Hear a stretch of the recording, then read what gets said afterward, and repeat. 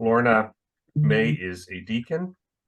Lorna May is a deacon at the regional ministry of Southern Georgian Bay, which includes the worshiping communities of Creemore, Wasaga Beach, and Collingwood. She has considerable experience in the areas that we're going to talk about today, and it's exciting that she will be sharing this with us now. Thank you, Lorna. Thanks, Ken. I don't know if everyone caught the plenary session from Brian Walsh, but I think what stood out for me and will help us remind us as we go through our activity today is that Jesus creates a place for all. So first, I'd like to begin in prayer, please. Sustainer of the universe, cultivate our resilience, save us from oppression and unjust systems. Mobilize us to be a part of the response that works in partnership through the call to answer hunger and homelessness. Amen. Amen. Oh, my screen has just gone.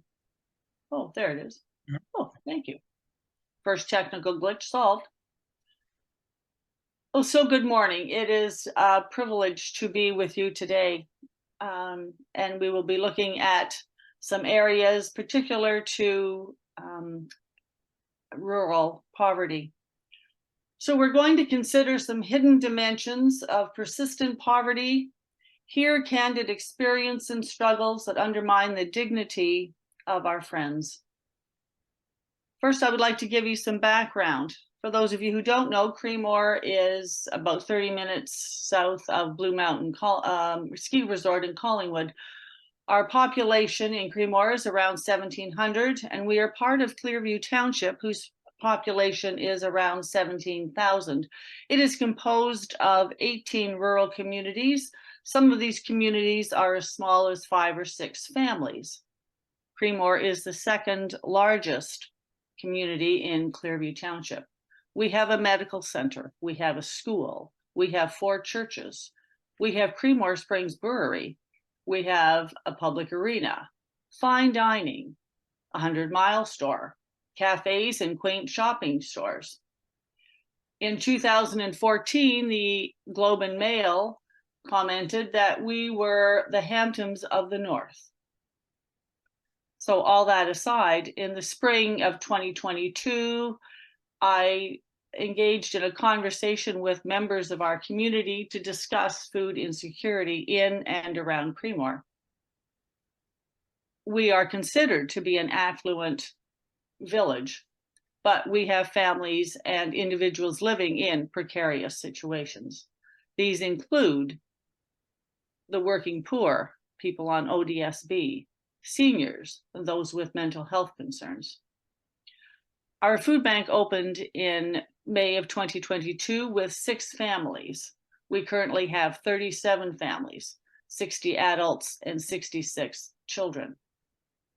Our statistics are 13 families are supported by ODSB. We have 7 single parent families, 7 seniors, and 4 families with 1 income of minimum wage, and 4 families that earn more than minimum wage, but 2 of those are single parents. We are unique in as much as we do not require a need to have criteria for support. We have a faithful team of volunteers from St. Luke's, the community, and Holy Trinity in Duntroon. We are not closed for Christmas or holidays. And we receive donations of bread and meat and fish from Foodland in Creemore through Second Harvest. And since May of this year, we have received 4,000 meals valued at $15,000, and we have averted 25,000 pounds of greenhouse gases. We receive beef donations from our local beef farmers. Since May of this year, we have been given 575 kilograms of fruits and vegetables from the 100-mile store, the organic store. 182 kilograms of organic greens from the new farm, 96 kilograms of eggs from A&D Birdseed. Donations of bread and pastries also come from Stainer Foodland and our fabulous patisserie here in Creemore. We have support from food drives, the local hockey team, the farmers market, the United Church, the firefighters, and many very generous donators and supporters in our community. Our goal is to support our families with fresh fruit and vegetables weekly to be aware of our carbon footprint. We do have canned goods and personal hygiene products. Several times a year, we sponsor an opportunity for the community to come together to learn budgeting and meal planning.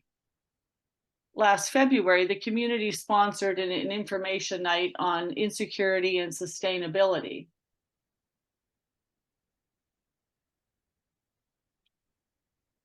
Just having a glitch here. To encourage this event, we invited our community to plant a row and give a row in their local gardens, which has been very successful this fall with all the produce coming in. We purchase fruits and vegetables from the Georgian Good Food Box, which is a monthly program of fruits and vegetables. Since May, we have purchased over 1,000 kilograms of fruit and vegetables. And now our families ask me, is this vegetable week? Because they know it's the third week of the month. You may wonder why we deliver each week when we live in a small village. Well, one of the advantages of living in a small community is, of course, the support and personal contact we have with our neighbors. There was a sense from the beginning that exposing families to come in person could make people feel ashamed or stigmatized, as no one is never unnoticed in a small town. So we support this by having weekly contact with our families, ensuring as best we can that they receive the donations that they need for the coming week. We are all aware of the increase of the cost of food, and this is not particular to our rural community. We have families who are concerned about running out of food, who limit food selection, skip meals, and at times go without food. With only one grocery store, our prices are high. There are fewer choices. Selections are limited for some dietary restrictions. Larger stores in Wasaga Beach, which is 27 kilometers northeast, or No Frills in Angus, which is 22 kilometers south of the village, are possible options. Only 17 of our families live within the village. So how do you carry laundry soap and 2 bags of groceries? Other families live 8, 10, 15, and 31 kilometers away. We all know that children from food insecure households suffer from reduced attention span in class, which hinders their ability to focus. And there's also an increase of asthma, hypertension, heart disease, and diabetes in those who live with food insecurity. We are connected and support 3 local schools and reach out to support their Healthy Snack program each week. The United Way of Simcoe Muskoka reports that 1 in 5 families are supported by the Urgent Needs Funds and use money for food, with 93% of these families having an income less than $28,000 a year. Next, we know we are a car-centric society. Our main disadvantage is that we do not have public transportation. The nearest alternative food bank to Creemore is 15 kilometers north. So what does that look like? Well, if you're driving your car at 60 kilometers an hour, 15 kilometers will take you about 15 minutes. If you're running at 10 kilometers an hour, it will take you 45 minutes. And if you're walking, it will take you 1.5 hours. Of course, none of that is realistic if you have to carry your groceries home. Can you imagine walking 13 kilometers one way in the summer to purchase a phone card? I know someone who had to do this. And he didn't have comfortable shoes to wear, so he did it in his bare feet. Here's another scenario. Both parents are working 25 kilometers from home, and they live 10 minutes from the village. They have 6 teenagers, ranging in ages from 13 and 18. They have 2 sets of twins. The teenagers want to work in the summer, but they have no means of transportation to get to and from a job. It's one more thing to juggle. In 2019, Clearview Township offered a pilot project, a bus service. It was use it or lose it kind of thing.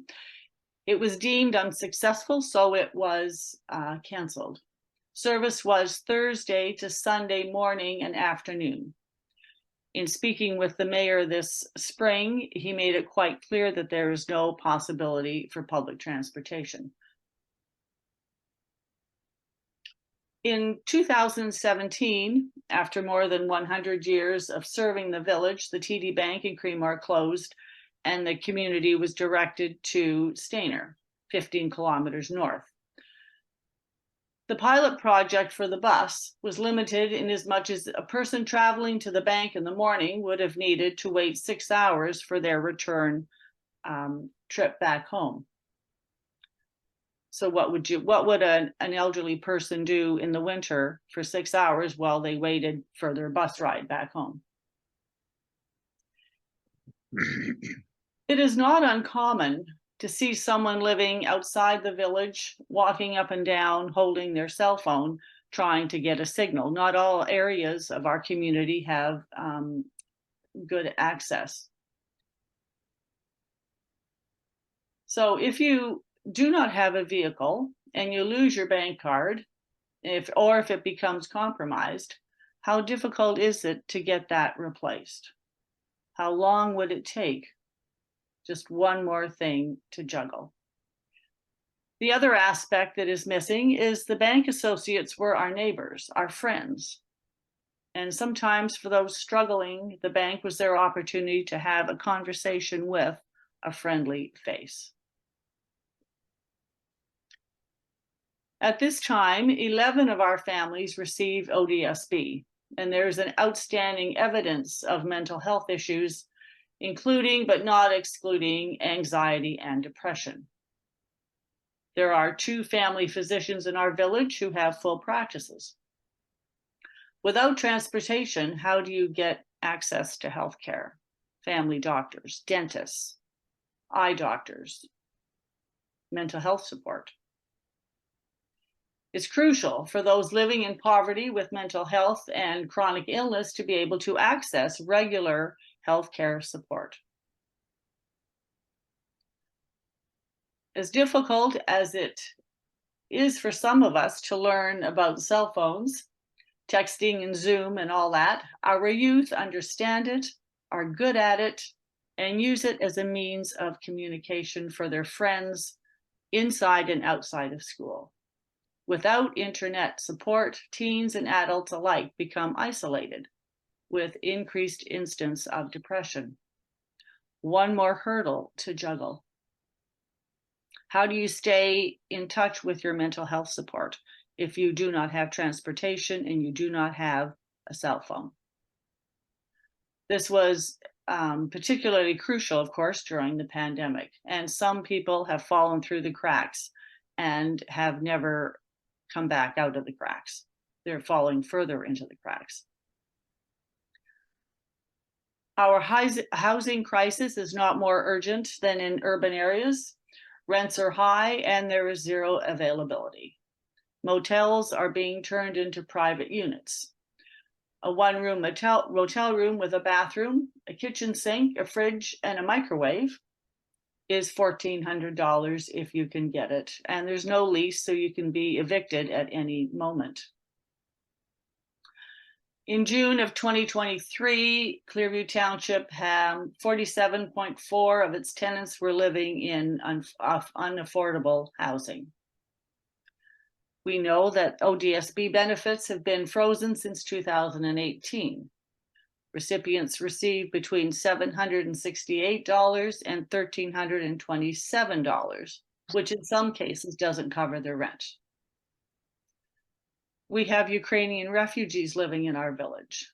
They're all trained nurses, but they're working as PSWs. Finding them not only affordable housing, but anywhere to live, a shared room, has been very difficult. In 2022, Clearview Council received a report from the chair of the Affordable Task Force. It was noted that a family of 4 receiving ODSB would spend 95% of their income on rent. Seniors are no longer able to live in the community, which is their home, where they have their friends and where they have raised their children.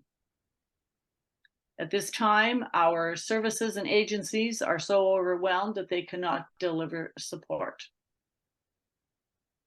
In August of 2023, Clearview Township pushed the pause button on the initiative to create an affordable housing committee, which was being encouraged by the Clearview Ministerial. So there's really no place for people to live. So I created a questionnaire, and I have 4 questions, and I asked 3 of our families. So the first question was, can you tell us a bit about your family? The second question was, would you describe yourself as living in poverty? The third question was, in what ways has your relationship with the food bank supported your family? And finally, what would you like the wider community to know about living in poverty? Family A. I am a single mom with 3 children. I work full-time, but it took me 5 years to work where I've just made over minimum wage. I rent a small 3-bedroom apartment for $1,300. I have lived here for 8 years, so this is the reason why my rent is low. I live in a small community with a big chain grocery store, which is expensive. I need a reliable car, so I have chosen to finance a car, which is $347 biweekly, plus insurance of $132. This is high because of my credit rating.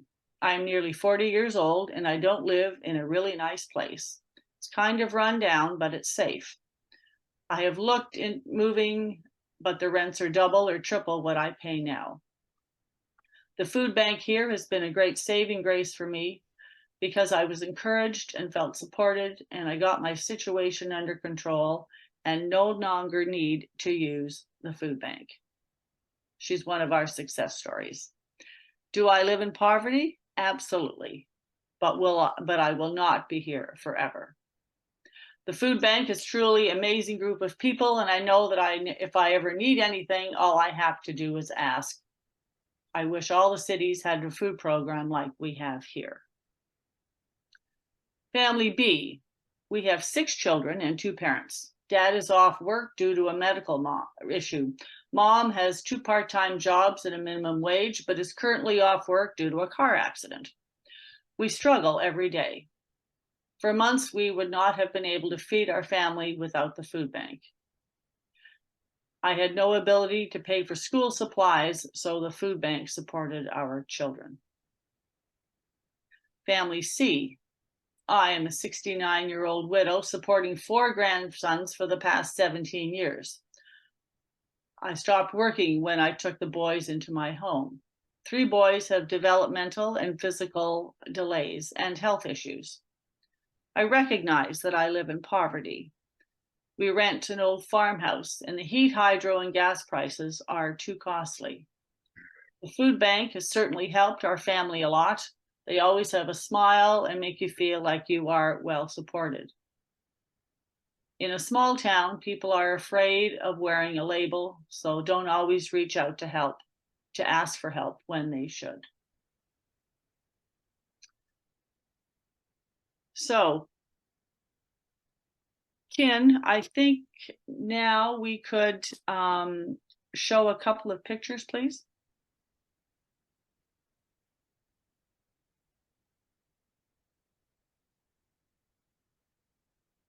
This is the a gentleman that called the church. He said he didn't have any food. Could I help him? And it turned he lives rurally, does not have a driver's license, has mental delays, cognitive delays, and mental health issues. Both his parents died during COVID. He had been living for 2 years without heat or hydro or running water because he lives on a well. I called his mental health support worker every week for 1.5 years and was told by him that if you can put your pants on and a spoon to your mouth, you're not incapacitated. We had new heaters installed in his home for heat. And with his mental health problems, he couldn't keep the thermostat adjusted. Some days it was 96 degrees and other days it was 45 degrees because he either turned it on or turned it off. Things excelled, and he has recently been in jail, but is now out in jail, living in a shelter. And this is what he calls his home, and it's really an unstable structure. Kim, could I have the next picture, please?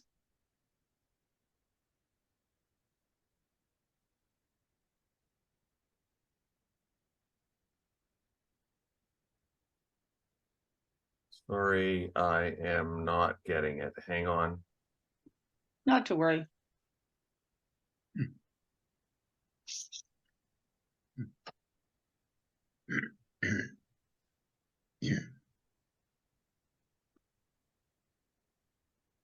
Almost there.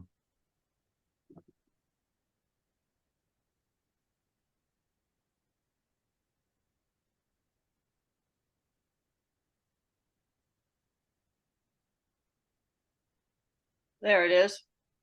This is the same home. This was, we had to talk to him many times about not trying to start his wood stove because he had some wood and he thought perhaps that the wood would cut down on his hydro bills. So we were terrified, tried to ensure and convince him that not starting that wood stove would be the best thing to do, the safest thing for him. Of course, if I had called the fire department or the building inspector to come and inspect his home, they would have just put him out, and then where would he have been? So we dealt with that decision. So now, Ken, could we get the simulation while I explain what we're going to do next? We're going to have a simulation, which is why I asked you to have your 20 little pieces of whatever it is. It's not a game, it cannot be won.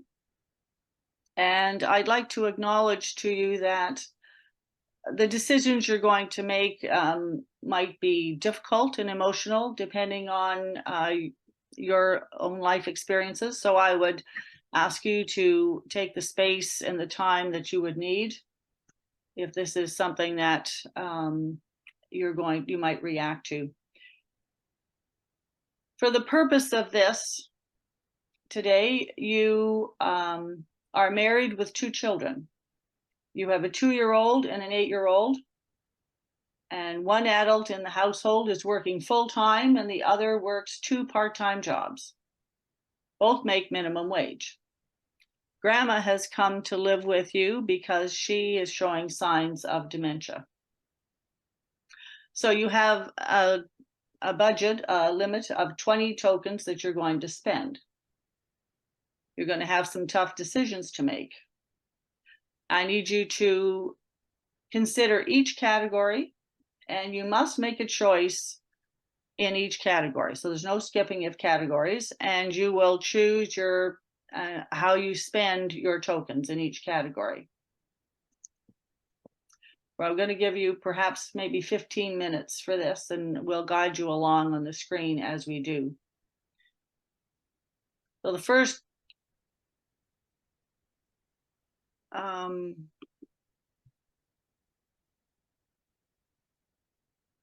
Ken, are there any, can I scroll down, Ken, on this?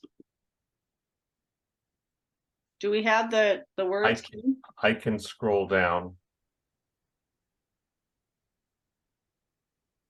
Where's the description of what's in each category? Oh, here we go. Okay, here we go. Just up a little bit more, Ken. Okay, our first category is going to be childcare. Okay, don't look at the meal, just look at the childcare. If your child is watched by a neighbor, that's going to be 1 token. If your child attends a childcare program that's not accredited, that's going to be 2 tokens. If your child attends a quality child program that offers early learning components, preparing them to enter the school, that's going to cost you 3 tokens. So I would ask you to set aside your choice, and then set aside your appropriate number of tokens. Well, if your child is watched by a neighbor, it's 1.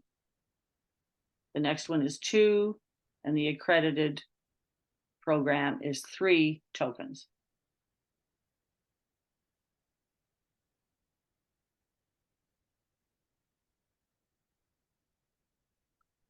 Okay, Ken, can we move on?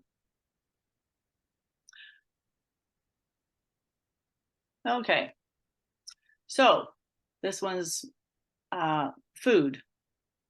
So if you would like to eat 1 meal a day, that's 1 token. If you would like to eat 2 meals a day, 2 tokens. If you would like to eat 3 meals a day, it's going to cost you 3 tokens.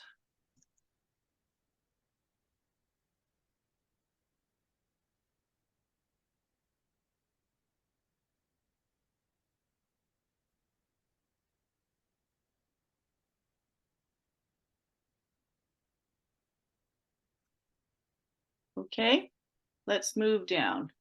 The next category is health benefits. So if you don't have any health or dental coverage, if that's not important, it'll be 1 token. If one parent is going to have health and dental coverage, but not for the whole family, just for the one parent, that's 2 tokens. If you're fortunate to have health and dental coverage for the entire family through your employer, that's going to be 3 tokens.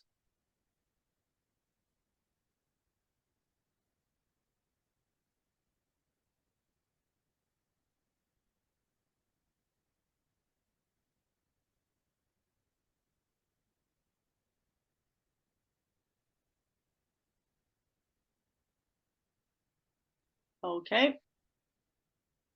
Housing is next. Keep in mind, you have 2 children, a boy and a girl, 2 parents, and grandma. If you would like to live in a 1-bedroom apartment with 1 bathroom apartment, no yard and street parking, it's 1 token.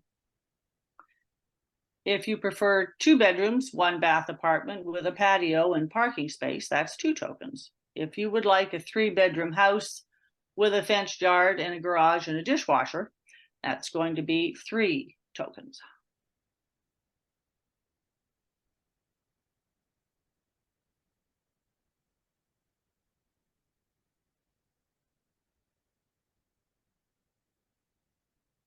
This is a tricky one.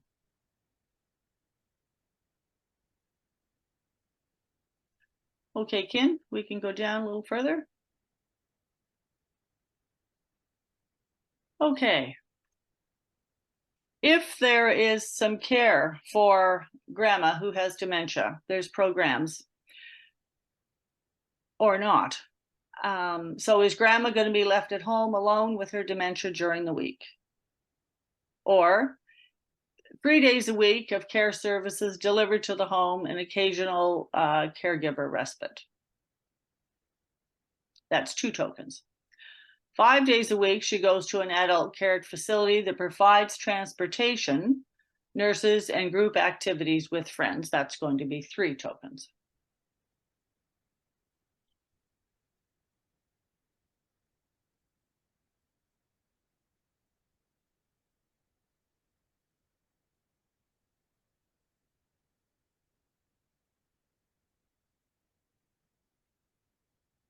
Okay, Ken. Okay. So this is your spending money, your money that's left over after you've paid the bills. So you have no money left over, that's going to cost you 1 token. If you have $20, be 2 tokens. If you have $50, that's going to be 3 tokens.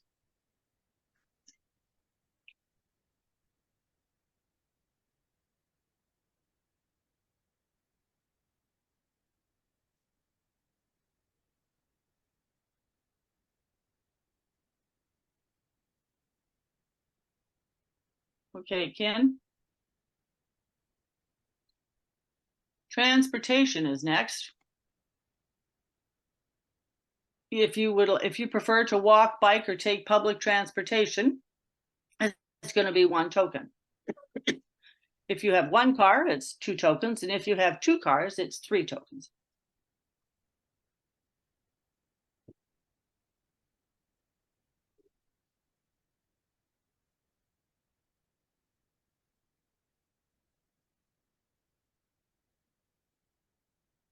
Okay, Ken.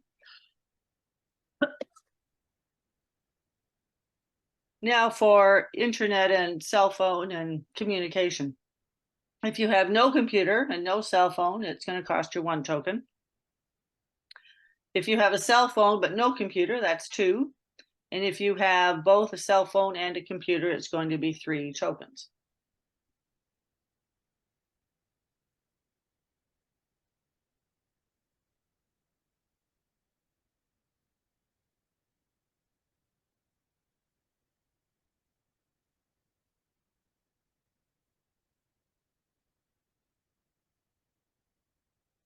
Okay, so if we were playing this in a live situation, we would be in groups and we would have challenges that everybody would ask to be taken a challenge. So I'm going to give you now the challenge. Okay? And the challenge is that the 8-year-old little boy has chickenpox. Although we're vaccinated nationally now since 2014, children still do get chickenpox. So mom has to stay home for 2 weeks while he recovers. So I need you to take away 3 coins for that. So wherever you have you have to find 3 tokens that you have to take away.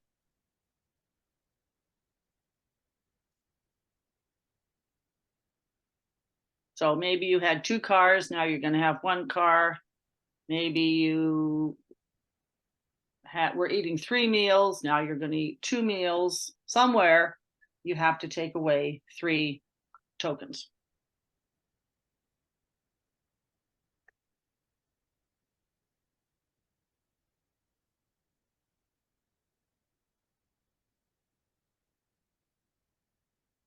Maybe in the senior assistance, the housing, healthcare, food, and childcare. You can leave that there, Ken, because we're going to maybe have some discussion. So, how did everybody make out?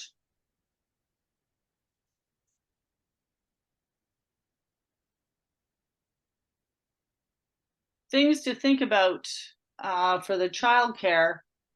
How important is it for us to have our child in a licensed daycare? Would you be comfortable leaving a 2-year-old home with grandma who has dementia?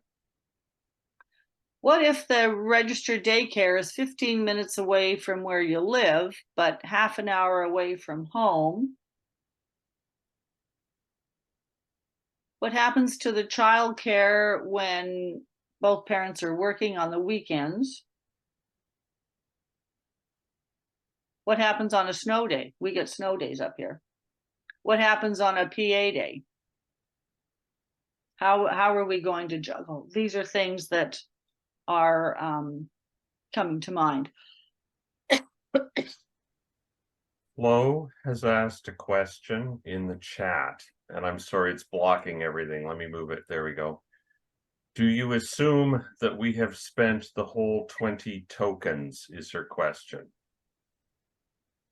I would, yes. I would assume that you used all your tokens before, perhaps even before the challenge, or the challenge put you over the edge. Yeah, edge. What were, if I could ask, what were some of the difficulties? What was the most difficult section for you, if there was one?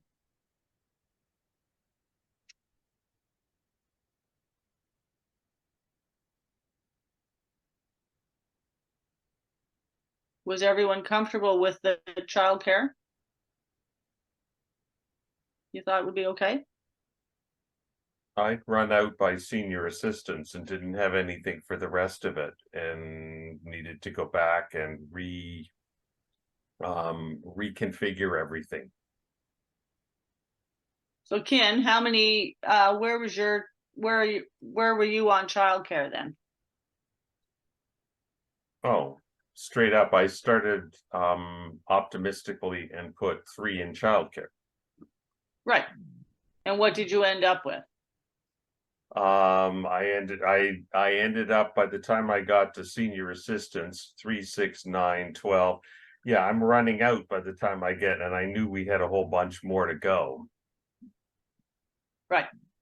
Were you eating 3 meals a day? By the time we got to meals, let's see. Sorry. Yeah, oh yeah, definitely. Need to have the meals a day. Claire's iPad says childcare and senior assistants. Maybe Claire can speak more to that for you. Hi, yeah, like you can, I wanted the children in top quality childcare, and you know, at least the 3 days a week support for the senior. And yeah, that was one challenge, and I had nothing left and had to start taking away from food. Yeah, that often happens. We find that one of the first things parents do is skip meals. And I must say that this simulation has, for 3 tokens, it was suggested that grandma could have a ride. There was transportation provided. There's only a couple of counties in Ontario that actually have volunteer drivers. Here in Simcoe Muskoka, we don't have that. We have a VON program in Collingwood, but that would be one more thing for mom and dad to do, would be to get her there. So we don't, that's another thing we don't have, we don't have the opportunity for that. Louise has her hand up and Sheila has her hand up, if you want to take those, Lorna, or not. Yeah, sure. You're in charge here. You get to decide. Oh, well, Louise? Yeah, I ran out of tokens like everybody. But when I reflected, I realized that even though the housing was more expensive in Toronto, having the transit actually meant that I actually could have maybe had enough tokens with some compromises. But it was the having to have a car that put me into an impossible situation. Yeah. And then there's always, Louise, thank you for that, is also car repairs, gas, trying to fix, you know. Yeah. Yeah. I lived at there was a point in my life where I did live fairly low income, and I lived in the city, and I didn't have a car, and you know, it's inconvenient, but you can do it in the city because you can get everywhere. The kids went to school on the bus, and it was, but here in this community, I just see people really struggling if they don't have some kind of car. Yeah. Yeah, it's impossible. Yeah. Sheila? I was going to go with the transportation part as well. And even one vehicle, if you've got somebody working a full-time job, 2 part-time jobs, you're rural, they could be going in opposite directions. They would still have to do something with their elderly parent. The kids, you know, do they get any extracurricular activities? And, you know, gas is expensive, maintenance is expensive, and insurance is. How can you cannot live rurally without having vehicles, because there's just nothing, you know, it's fine to say, oh, walk or you know, take a bus or ride a bike. Yeah, in minus 40 degree weather in a snowstorm. Transportation is a huge, and rural people don't want to live in the city. That's why they live rural. They're not city people. So you can't, it's hard to say, oh, just move to the city. You'll have transportation. You should have better access to things. You may, but you might also have a very, very miserable, unhappy family because they're not city people. Also, Sheila, there's the cost of snow tires, which you oh yes, have to have snow you can't tires. live Otherwise, you can have a car, but you can't live up here without snow tires. That's for sure. Even all seasons don't make it here. Louise has her hand up again. The one Yes, thing I please. just want to add, I'm not suggesting they move to the city because there's problems that were not in the exercise involved in living in a city. But the one thing I did want to note is that we also have people who've lost their license either because of health issues or sadly because they've been charged with impaired driving. And because there's a fair amount of drinking in our community here. And so that causes a huge hardship. I know we have one person who's lost their job because they can't drive anymore. And so that dependence on driving and the lack of transit here is really, really, really impacts people who are living in more marginal circumstances. Right. Yes. Flo is trying to put up her hand and doesn't see how to do. Oh, Flo's hand is now up. So even though Anne is ahead in my queue, I'm going to let Flo go ahead because she'd been trying before that. I don't know. Can you unmute Flo and ask your question?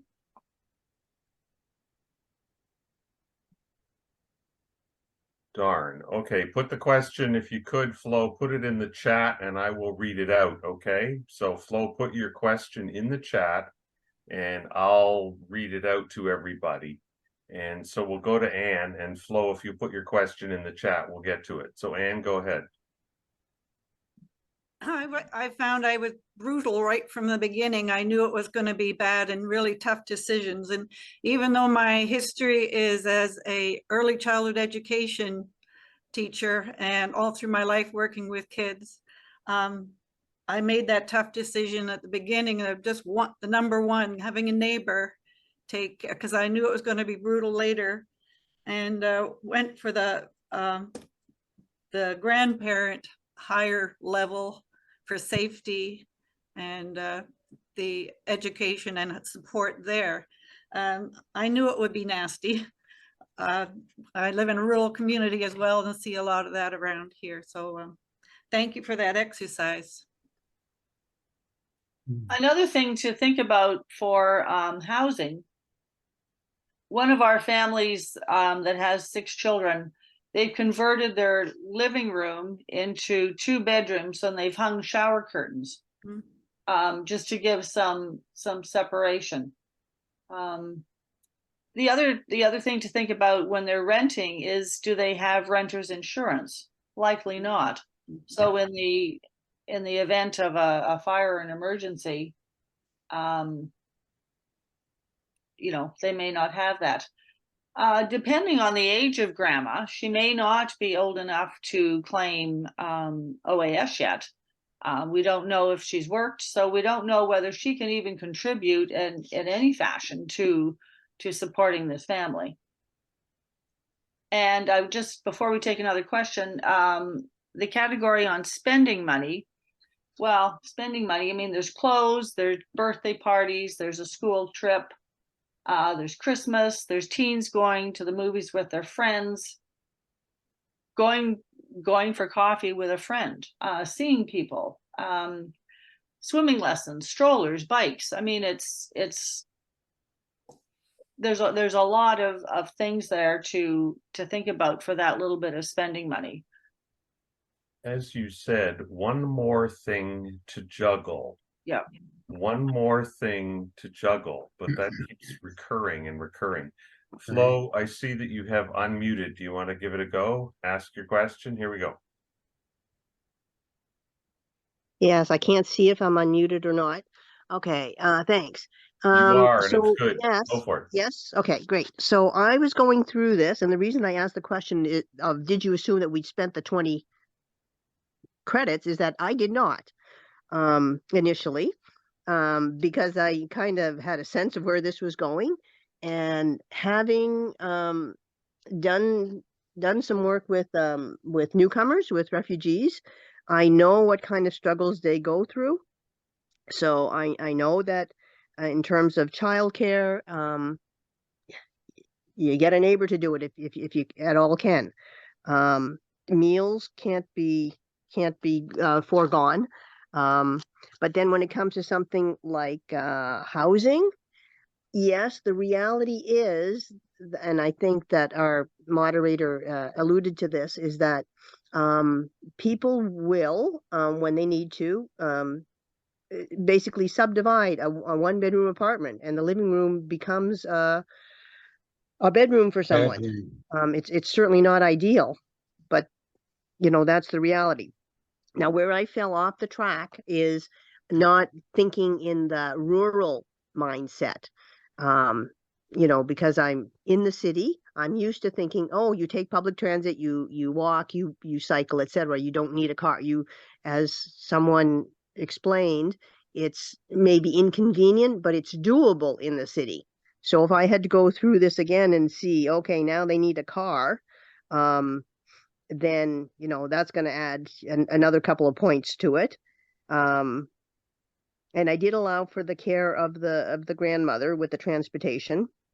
It was the way it was presented. It sounded like that was available, but then I heard in the discussion that in the rural community that may not be available.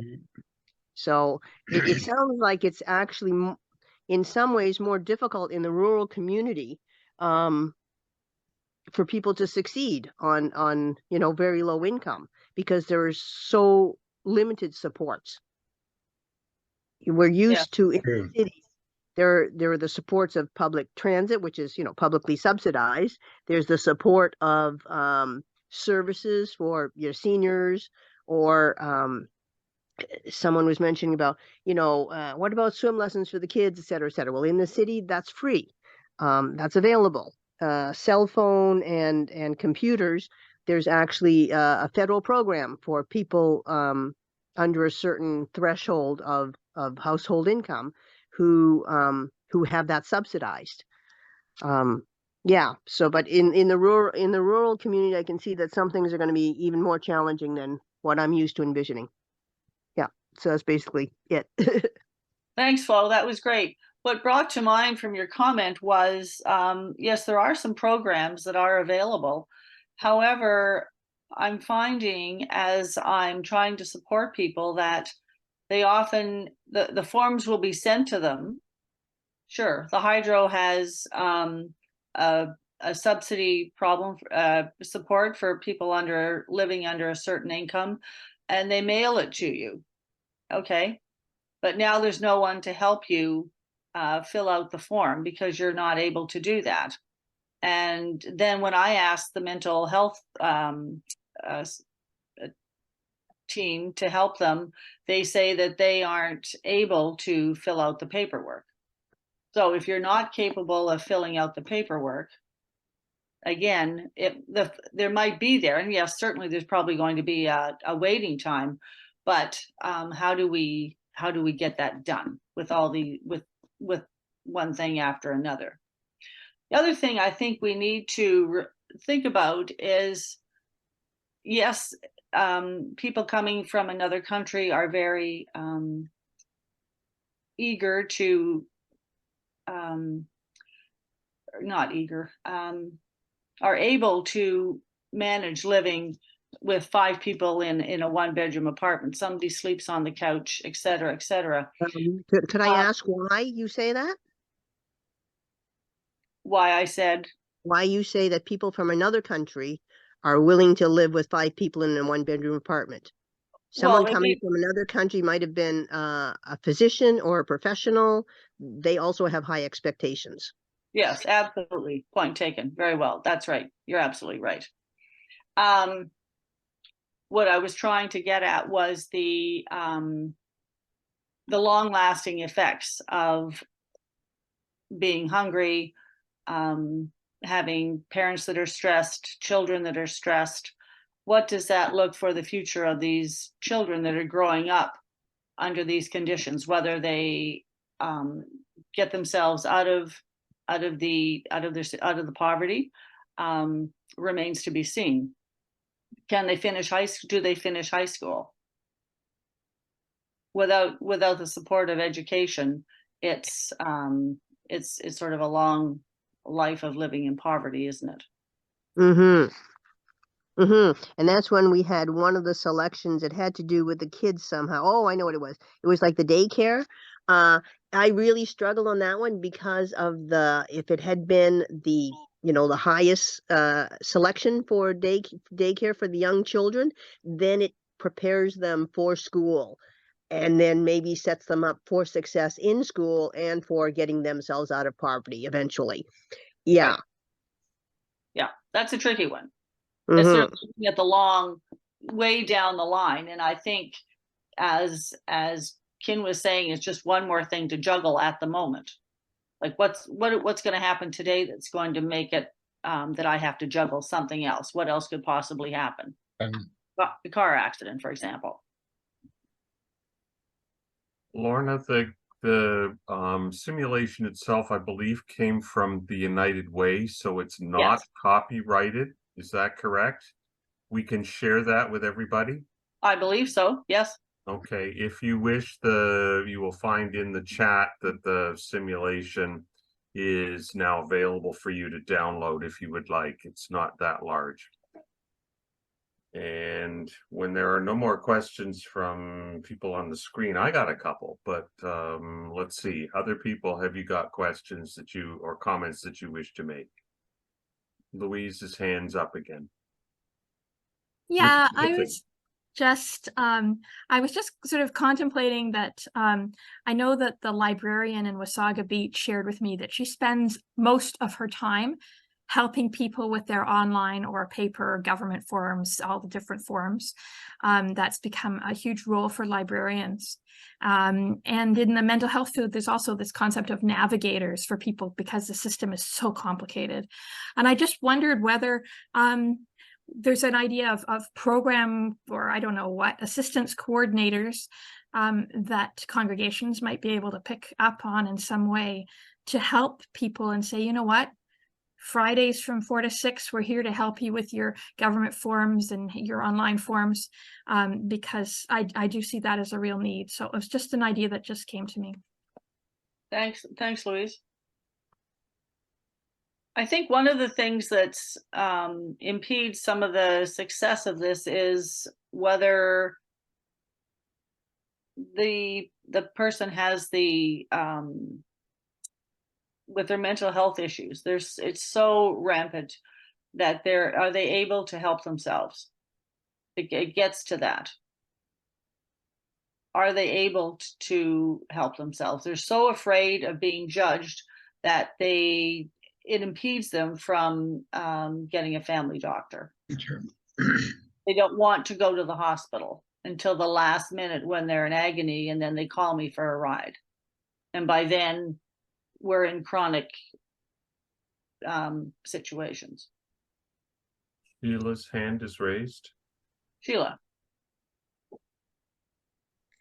Yes, I just, to Louisa's point about system navigators, the South Georgian Bay family health team, their PFAC, their Patient Family Caregiver Association or group, has worked on that systems navigation. And as Lorna knows all too well, that number 211 is used a lot, and trying to get that information out to as many people as possible, because 211 is an invaluable resource, and usually it ends up, if someone's looking at food issues, it ends up putting them in contact with Lorna. So there are, right? So, there are things around, but it's the it's what Lorna said a minute ago about people being afraid of being judged, people still not sure what the end result will be, or what the route to doing this or accessing some sort of support is. Oftentimes people are just so discouraged and so intimidated and ridiculed, and they just find it very difficult to go through some of the programs that are available. And you know, they're not always welcomed, even though those programs may be for them and may be perfectly suited to them. They just don't feel comfortable in that situation. Right. Thanks, Sheila. Ken, what's on your mind? Can I stop the share, or for now? We can Yep. come back to the game if we want. I mean, the simulation, not the game. It's not a game. Yeah. There we go. Thanks. Yeah, I have two questions if you can. One having to do with all of the statistics that you gave out at the beginning of the session. Were a lot of statistics and a lot of detail, and that would take a lot of work to come up with all of those statistics. To what extent does that take away from the work to come up with all of those statistics? But to what extent is it important to have those statistics available for people like us and others to hear? Well, I was in contact with the Simcoe County Food Program in Aurelia. Chris Peacock, I was put in touch with Chris Peacock, and he suggested that we keep track of the weight of our food and the food that we buy. So any food that is donated through Second Harvest, Sheila helped me out with what we weigh. If I purchase food, we weigh it, and Sheila has a tablet that she keeps all these stats, so we can see how much we're taking in and how much we're using, just in case. Some of it's for our own need, and some of it is for other service groups that might be interested in what we're doing, because we are trying to encourage fresh fruits and vegetables and meat, not just carbohydrates. So we weigh everything, and the volunteers do it. It doesn't really add all that much time to it, because everybody knows. I don't do that, but everybody knows what has to be weighed and what doesn't have to be weighed. So, and by keeping track of the statistics, I know sometimes it is a pain, but by keeping track of them, we can report or use it to support any grants that we apply for. We can use it to support going to council if we need something like that.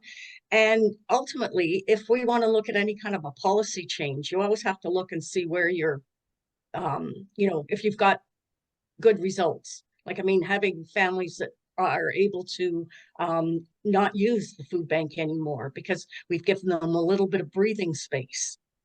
That's just amazing when we see that and we hear that. But I know the statistics are kind of annoying to keep every week, but we get to see some people like raw data or data. Thanks, Sheila. The second question that I have has to do with delivering to people in their homes. And I'm thinking about that in a number of different ways. Certainly in my experience locally, there's some sort of sense that out of respect for the individual, you don't go and be intrusive into their home. But on the other hand, I'm thinking that by making them come and line up or have an appointment or wait outside in the cold at our local food bank, that in fact is dehumanizing too, or in the other direction. Can you talk a little bit about how that's come about in your context about the delivery, how that works, and a bit more maybe about how that's received? Thanks. I think because people are juggling their lifestyles already, they were thrilled that they didn't have to come in person. We have, there are 3 of us that deliver, and everyone has their police checks. We leave it on, it's sort of a, sorry, a knock and drop. We don't always see everyone, but we do. There are certain people we see every week. There are certain people that I haven't seen for a while.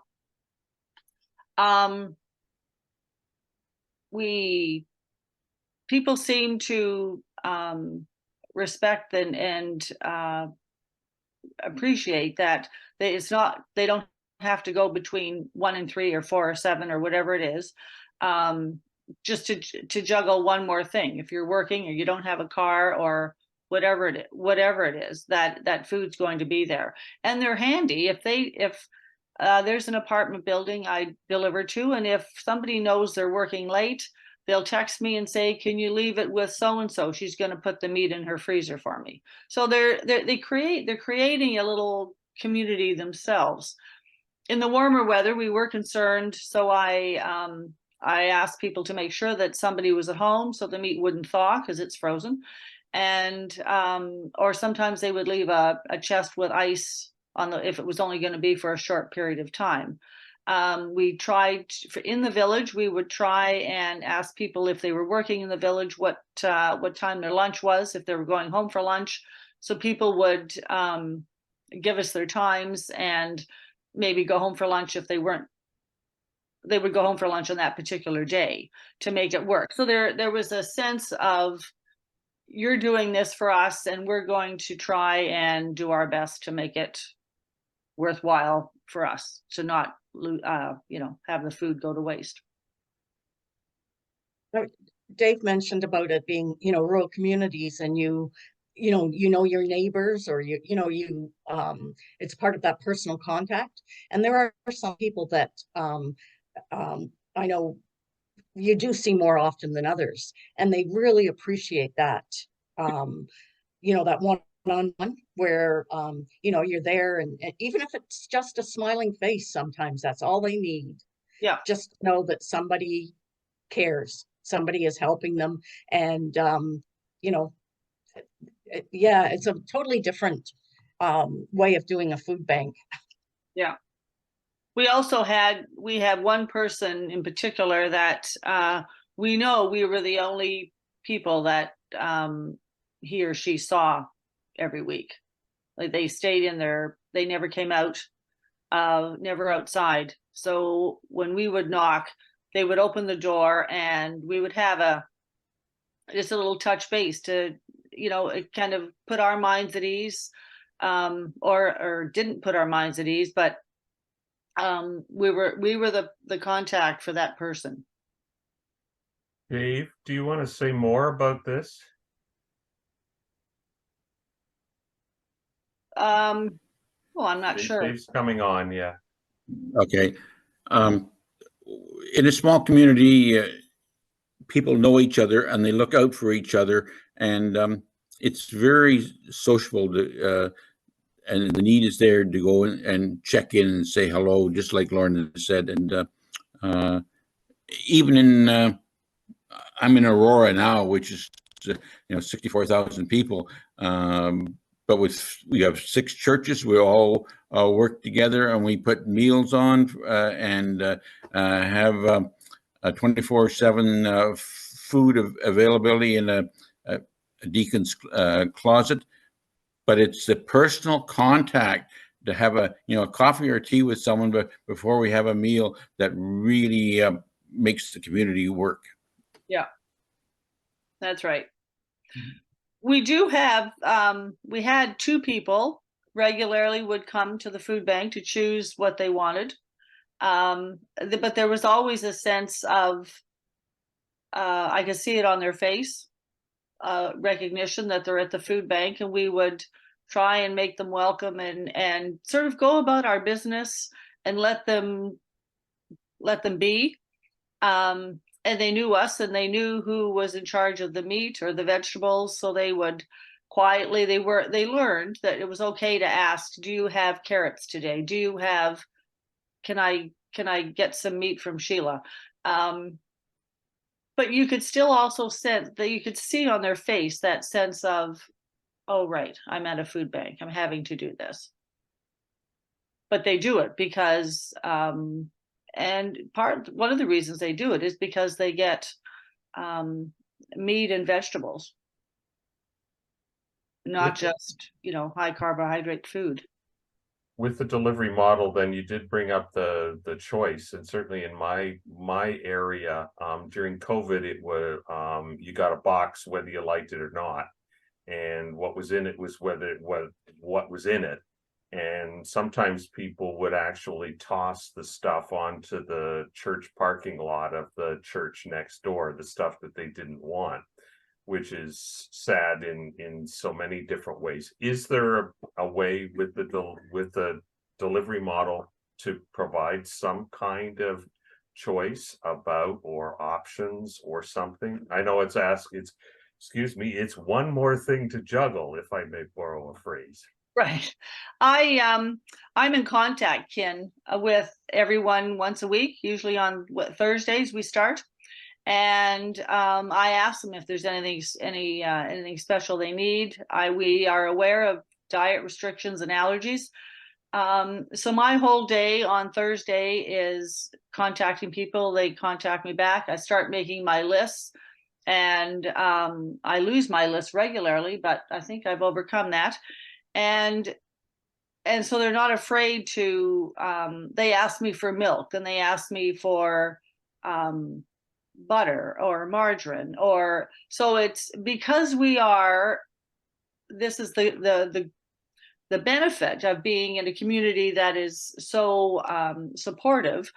We are funded, and I do have the funds to do that. However, we do apply for grants, and it costs, but we do have the needs of school snacks. My goodness, if you have 6 children, they all need school snacks. And the hot lunch program. Did you know that Canada is the only country in the G7 that does not have a food meal plan? I mean, to alienate one kid that they don't have pizza just drives me to distraction. So we also support that as well. So yes, our families tell me what they need.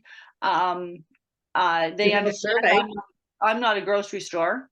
They can't get everything they want all the time, but we do try to get special things for whatever they need. Claire has her hand up. Yes. I was wondering, how do new families get on your list for support? Well, if you're in the area, everybody knows St. Luke's Church, and everybody knows me. Some of it is word of mouth, but also the clergy from other communities, if they get phone calls, they just say, call Lorna. So that's one thing. 211 also. We get some referrals from them, but a lot of it is word of mouth. I've lived in the community. My children were raised in the community. My daughter works in the community, and if she hears about, she's on the wire as well. We also serve just west of Collingwood, up in the mountain, and that's a Huron diocese, but never mind that, because they're very rural. I mean, rural is, there's miles between one farmhouse and another farmhouse, so we are expanding into that. with the help of someone that lives up there that can bring the food to the people. Because if we have it, we're going to share it. Sheila has her hand up. And we need to check Yeah. and see if there's any questions as we come to the end of our time. But Sheila, go ahead. Just to add on to what Lorna said about the clients getting their preference if possible. We just initiated a small survey that we put in the boxes last week, and I can't believe how many they're all returned. And it was just down, if you put your preference, do you like pork? Do you like beef? Do you like chicken? What kind of vegetables do you like? What do you think that we haven't been able to give you that you would like? And maybe we can look into that. And people have been so receptive. Like I said, almost all of the surveys were back within a week. Yeah. If you don't like carrots, why do you have to eat carrots? I mean, right? It takes organizing, and Sheila is very organized, and Sheila's my right-hand person. So we try different things, and you have to kind of think about it and see how else you can improve your. So it was Sheila's initiative on this survey, and it also makes it easier packing, thinking this is what they would like. So when we bring that, we know we're bringing them food that they like. Lorna, do you have Pardon? some parting words for us as we come to the end of our session? Some things to say as we go. Well, I would think try to advocate for change. Food security and poverty, they're complex issues, and we can't change it all in a day. Advocate for a guaranteed income for everyone. Educate, write letters, phone, join committees, learn what is available. I've learned a lot about what different agencies are doing.